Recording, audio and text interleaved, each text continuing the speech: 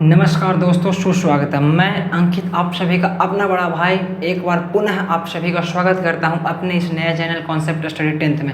तो साथियों, पिछले वीडियो में आप सभी लोगों ने देखा होगा कि मैंने आप सभी को प्रकाश का परावर्तन क्या है, समतल सतह से प्रकाश का परावर्तन और परावर्तन के नियम तथा परावर्तन कितने प्रकार के होता है उसे बहुत ही अच्छे तरीके से समझाया है। अगर आप लोगों ने वो वाला वीडियो नहीं देखा है तो जाकर पहले वो वाला वीडियो देख लीजिए। आज के इस वीडियो में हम लोग एक बहुत ही छोटे से टॉपिक जो बोर्ड के एग्जाम से बहुत ही महत्वपूर्ण टॉपिक है, प्रतिबिंब यानी इमेज और टाइप ऑफ इमेज, प्रतिबिंब एवं प्रतिबिंब के प्रकार के बारे में जानने वाले हैं। जो कि इस टॉपिक से साथियों 2 नंबर का प्रश्न आपसे पूछा जा सकता है कि प्रतिबिंब किसे कहते हैं, यह कितने प्रकार का होता है। तो चलिए देखिए आज की इस क्लास को बिना देरी के शुरू करते हैं। सबसे पहला आप लोगों को देखना है प्रतिबिंब यानी इमेज। प्रतिबिंब यानी इमेज होता क्या है, देखिए हम लोग नॉर्मल अभी तक जानते हैं कि हम लोग जो है ऐनक के सामने घर में खड़ा होते हैं तो हम लोग का एक प्रतिबिंब बनता है। तो ऐनक यानी दर्पण हो गया, फिजिक्स के भाषा में उसे हम दर्पण कहेंगे। यानी कि प्रतिबिंब केवल दर्पण से बनता है तो नहीं, प्रतिबिंब आपको दर्पण और लेंस दोनों से बनेगा। याद रखिएगा, प्रतिबिंब बनाने के लिए आपको केवल और केवल दर्पण की जरूरत नहीं बल्कि आप लेंस से भी प्रतिबिंब बना सकते हो। याद रखिएगा, दर्पण से जब प्रकाश टकराता है तो उसका परावर्तन होता है, लेकिन जब लेंस से प्रकाश टकराता है तो उसका अपवर्तन होता है। याद रखिएगा, परावर्तन, जब आप शब्द सुनिएगा परावर्तन तो दिमाग में आ जाना चाहिए कि दर्पण का बात हो रहा है, और जब आप सुनिएगा अपवर्तन यानी लेंस का बात। किसी बिंदु वस्तु से आ रही प्रकाश की किरणें, यहाँ पर बिंदु भी हो सकता है वस्तु भी हो सकता है, यानी बहुत ही छोटा बिंदु ले लीजिए या फिर वस्तु ले लीजिए, उससे आ रही प्रकाश की किरणें परावर्तन या अपवर्तन के बाद, परावर्तन या अपवर्तन यानी देखिए परावर्तन क्यों बोले, क्योंकि अगर सामने दर्पण होगा तो परावर्तन होगा, लेकिन यदि मान लीजिए ये वस्तु है, इसके सामने यदि दर्पण रखा है तो इसका परावर्तन होगा, और मान लीजिए यह वस्तु के आगे लेंस रखा होगा तो लेंस के सतह से अपवर्तन होगा। तो परावर्तन या अपवर्तन लिख देते हैं। परावर्तन यानी दर्पण, परावर्तन का अर्थ क्या समझिएगा, दर्पण। अपवर्तन यानी लेंस, लेंस से क्या होता है आप सभी का अपवर्तन। तो परावर्तन या अपवर्तन के बाद जिस बिंदु पर मिलती है, याद रखिएगा, ये मान लीजिए कोई वस्तु है, इससे निकले वाला किरण या तो परावर्तन हो जाए या अपवर्तन हो जाए। तो परावर्तन या अपवर्तन के बाद जिस बिंदु पर मिलती है या मिलती हुई प्रतीत होती है उसे उस वस्तु का प्रतिबिंब कहते हैं, उसे उस वस्तु का प्रतिबिंब कहते हैं। मान लीजिए कि यहाँ पर यह कोई दर्पण है, क्या है दोस्तों, दर्पण है। यहाँ पर देखिए इसको हम रंग देते हैं, यह एक दर्पण हो गया। अभी दर्पण के बारे में आप लोग नहीं पढ़े होंगे तो आप इसको इतना अच्छा से नहीं पता चलेगा, लेकिन बस आप इतना जानिए कि यह दर्पण है और इसका यह मुख्य अक्ष होता है। अब मान लीजिए यहाँ पर हम कोई ए बी वस्तु को रखते हैं, मान लीजिए ये दर्पण है, इसके सामने हम एक ए बी वस्तु को रखते हैं। तो सबसे पहला याद रखिएगा, प्रतिबिंब बनाने के लिए आपको कम से कम 2 किरण चाहिए। ध्यान में रखिएगा, प्रतिबिंब जब भी बनाना चाहते हैं तो आपको 2 किरण चाहिए। देखिए पहला किरण जो है यहाँ से ऐसे जाएगा, लेकिन यहाँ पर दर्पण है तो इससे परावर्तन होकर वापस इधर लौटेगा। देखिए यह किरण गया, परावर्तन के बाद इधर लौट गया, और एक किरण और चाहिए। तो एक किरण हम लोग को ले लेते हैं कि मान लीजिए कि यहाँ पर मुख्य फोकस था तो एक किरण यहाँ से गया है, और यह किरण जो है इस भी परावर्तन के बाद यहाँ से गुजरता है। देखिए क्या कुछ रहा है, परावर्तन या अपवर्तन। तो यहाँ पर दर्पण लिए हैं तो परावर्तन होगा।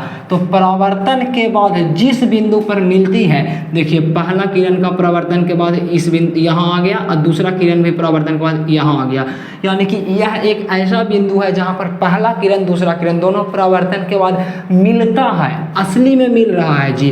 तो जब असली में मिल रहा है तो इसे हम बोलेंगे वास्तविक प्रतिबिंब। जब देखिए असली में मिल रहा है तो इसको हम लोग बोलेंगे वास्तविक प्रतिबिंब। याद रखिएगा, जब मिल गया असली में तो वास्तविक प्रतिबिंब, लेकिन यहाँ पर मान लीजिए मिलता हुआ प्रतीत होगा, यानी मिलेगा नहीं लेकिन मिलता हुआ प्रतीत होगा तो उसे हम काल्पनिक प्रतिबिंब कहते हैं।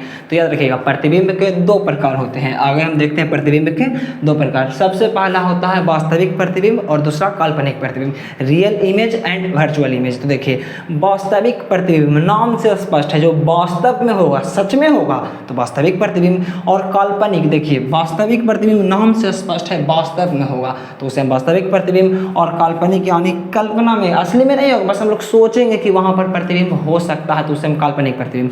याद रखिएगा प्रतिबिंब किसे कहते हैं, तो किसी बिंदु वस्तु से आ रही प्रकाश की किरणें परावर्तन हो या अपवर्तन हो, उसके बाद जिस बिंदु पर मिल गया परावर्तन या अपवर्तन के बाद जिस बिंदु पर प्रतिबिंब मिल गया उसे हम उस वस्तु का प्रतिबिंब कहते हैं। प्रतिबिंब दो प्रकार का होगा, पहला होता है वास्तविक प्रतिबिंब जिसको हम रियल इमेज कहते हैं, दूसरा होता है काल्पनिक प्रतिबिंब। काल्पनिक प्रतिबिंब का एक और नाम होता है आभासी प्रतिबिंब। हमको ऐसा आभास होता है कि वहाँ पर कोई प्रतिबिंब है, कोई वस्तु है, लेकिन वह वास्तविकता में रहता नहीं है। तो देखिए वास्तविक प्रतिबिंब, तो किसी बिंदु या वस्तु से आ रही प्रकाश की किरणें, बिंदु हो या वस्तु हो उससे आ रही प्रकाश की किरणें परावर्तन या अपवर्तन, अब फिर से आ गया परावर्तन या अपवर्तन। तो परावर्तन कब होगा, तो जब लेंस रहेगा, जब दर्पण रहेगा तो परावर्तन होगा, और जब लेंस रहेगा तो अपवर्तन होगा। तो परावर्तन या अपवर्तन के बाद जिस बिंदु पर मिलती है, जिस बिंदु पर वास्तविक में मिलता है, याद रखिएगा जब वास्तविक में आपको लगे कि नहीं जी सच में मिल रहा है किरण, तो बोलेंगे उसे, उस वस्तु का हम बोलेंगे वास्तविक प्रतिबिंब कहते हैं। जैसे में यहाँ पर हम लोगों ने देखा कि यहाँ पर कोई दर्पण था और यहाँ पर जब किरण आया था यहाँ पर वास्तव में मिल रहा, देखिए यहाँ पर आया, यहाँ से टकरा करके इधर गया, ये वाला भी टकरा कर इधर गया, तो यहाँ पर वास्तव में मिल रहा है, तो इसे हम बोलेंगे वास्तविक प्रतिबिंब। अब दूसरा प्रतिबिंब होता है काल्पनिक प्रतिबिंब।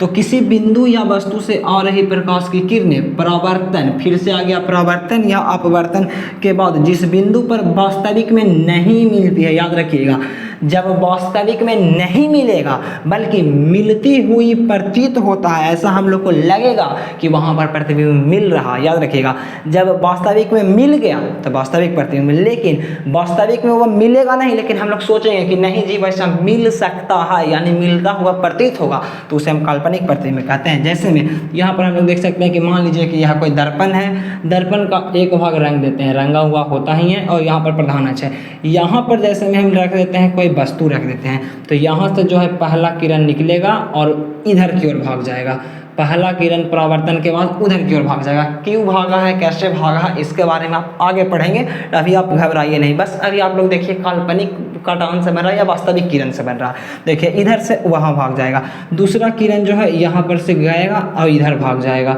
चलिए अब देखिए दो किरण है, अब पहला क्या बोला है, परिभाषा के अनुसार क्या होता है हम लोग जानते हैं कि आ रही प्रकाश की किरणें, मान लीजिए वस्तु है, इससे आ रही प्रकाश की किरणें, दो किरणें जा रहा है, परावर्तन के बाद जिस बिंदु पर, परावर्तन के बाद इधर चल गया वो इधर, जिस बिंदु पर नहीं मिलती है या मिलती हुई प्रतीत होते, बताइए ये वाला लाइन जो इधर गया है और ये वाला लाइन कभी एक दूसरे पे मिलेगा तो कभी एक दूसरे से नहीं मिलेगा, तो हम लोग कल्पना करते हैं कि ये वाला लाइन हल्का पीछे आ जाए, अगर ये वाला लाइन हल्का पीछे आ जाए और यहाँ पर से जो है ये वाला लाइन हल्का सा पीछे आ जाए, तो यहाँ पर जो है मिलता हुआ प्रतीत होगा। देखिए हम लाइन को कल्पना किए हैं कि अगर ये वाला लाइन पीछे आ जाए और ये वाला लाइन भी पीछे आ जाए तो कल्पना में मिलेगा, मिलता हुआ प्रतीत होगा, तो इसे हम कहेंगे काल्पनिक प्रतिबिंब, काल्पनिक या वर्चुअल इमेज, काल्पनिक या वर्चुअल इमेज। साथ ही काल्पनिक प्रतिबिंब का दूसरा नाम होता है आभासी प्रतिबिंब।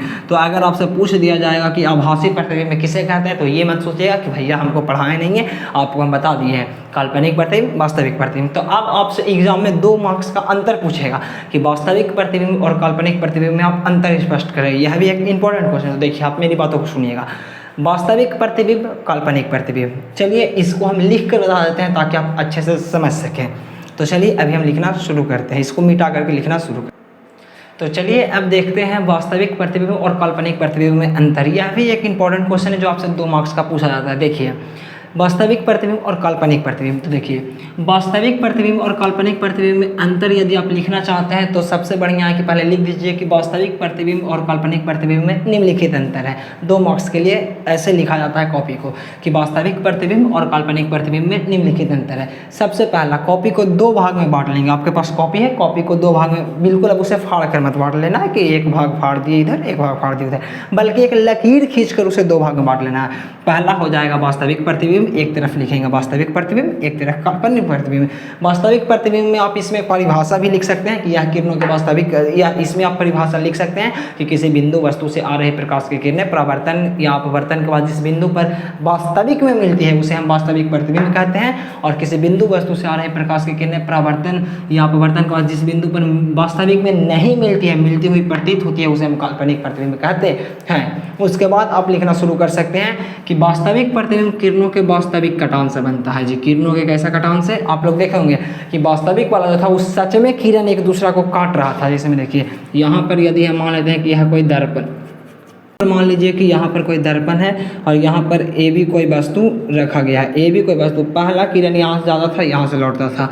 देखिए पहला किरण परावर्तन के बाद यहाँ से गुजर जाता है, दूसरा किरण जो है यहाँ पर से, दूसरा किरण यहाँ पर से जाएगा और यहाँ से गुजरेगा। तो देखिए इसमें एक किरण दूसरा किरण के साथ वास्तविक में काट रहा है, तो यह वास्तविक प्रतिबिंब जो था वास्तविक कटान से बनता था। लेकिन काल्पनिक प्रतिबिंब को काल्पनिक कटान से बनता है। इसमें हम कल्पना करते हैं कि वैसा बनता होगा, पीछे जाकर प्रतिबिंब मिलता होगा, लेकिन मिलता नहीं है। तो लिखना है वास्तविक प्रतिबिंब किरणों के वास्तविक कटान से बनता है, काल्पनिक प्रतिबिंब किरणों के काल्पनिक कटान से बनता है। उसके बाद फिर लिखना होगा वास्तविक प्रतिबिंब जो होता है यह प्रतिबिंब उल्टा होता है। जैसे में कोई भी काम हम लोग वास्तव में सोचते हैं तो हमेशा उल्टा होता है, तो याद रखिएगा वास्तविक प्रतिबिंब उल्टा होता है। लेकिन हम लोग सोचते हैं सीधा, यानी हम लोग कल्पना करते हैं सीधा चीज़ का, यानी कि काल्पनिक प्रतिबिंब सीधा होता है। याद रखिएगा पूछेगा कौन सा प्रतिबिंब सीधा होता है, तो काल्पनिक प्रतिबिंब। कौन सा प्रतिबिंब उल्टा होता है, तो वास्तविक प्रतिबिंब। कौन सा प्रतिबिंब किरणों के काल्पनिक कटान से बनता है, तो काल्पनिक प्रतिबिंब। कौन सा प्रतिबिंब किरणों के वास्तविक कटान से बनता है,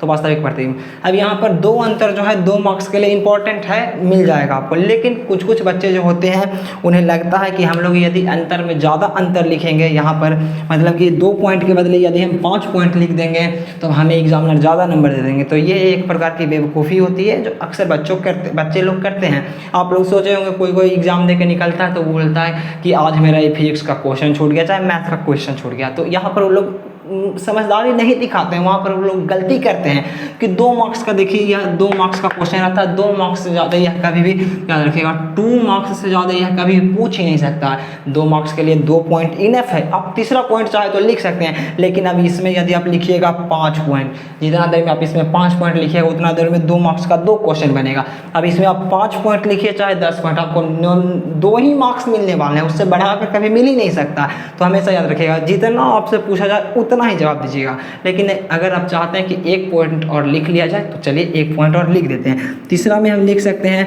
कि वास्तविक प्रतिबिंब को पर्दे पर उतारा जा सकता है, तो लिखेंगे इसे पर्दे पर उतारा जा सकता है। इसमें लिखेंगे कि काल्पनिक प्रतिबिंब, यानी इसे पर्दे पर उतारा नहीं जा सकता, नहीं उतारा नहीं जा सकता है। यह भी इम्पॉर्टेंट पॉइंट है कि कौन से प्रतिबिंब को हम पर्दा पर उतारेंगे, तो वास्तविक को उतारेंगे, काल्पनिक पर नहीं उतारेंगे। तो साथियों आज का यह क्लास बहुत ही छोटा था, लेकिन इसमें जो इम्पॉर्टेंट टॉपिक हम बताएं वो बहुत ही इंपॉर्टेंट है। इससे बोर्ड एग्जाम में आपको क्वेश्चन बनते रहते हैं, तो इन सभी पॉइंटों को आप याद करिएगा और ऑब्जेक्टिव क्वेश्चन को आप लोग करने का प्रयास करिएगा ताकि आपका ऑब्जेक्टिव प्रश्न बन सके। और इसी के साथ मैं जो हूँ इसी के साथ आज के क्लास को मैं एंड करता हूं। और आप लोग बताइए कमेंट सेक्शन में जाकर कि यह क्लास आप सभी को कैसा लगा। अच्छा लगा तो अच्छा बताइए, खराब लगा तो खराब बताइए। और आप लोग चाहते हैं कि यदि आप ऐसे ही वीडियो देखते रहें, आपको हम ऐसे ही आकर पढ़ाते रहें, तो आप लोग हमारे चैनल को सब्सक्राइब करिए, नोटिफिकेशन को ऑल पे रखिए। साथ ही वीडियो अगर पसंद आए तो लाइक करिए और कॉमेंट करिए और शेयर करिए। और आप लोग उन सभी दोस्तों के साथ वीडियो को ज़रूर शेयर करिएगा जो आपके दोस्त बिल्कुल निःशुल्क में तैयारी करना चाहते हैं और वो लोग 0 से स्टार्ट करना चाहते हैं, तो यह चैनल उनके लिए बेस्ट चैनल हो सकता है। फटाफट उन्हें यह चैनल शेयर करिए। मिलते हैं तब तक के लिए हम अगली वीडियो में, तब तक के लिए धन्यवाद। जय हिंद।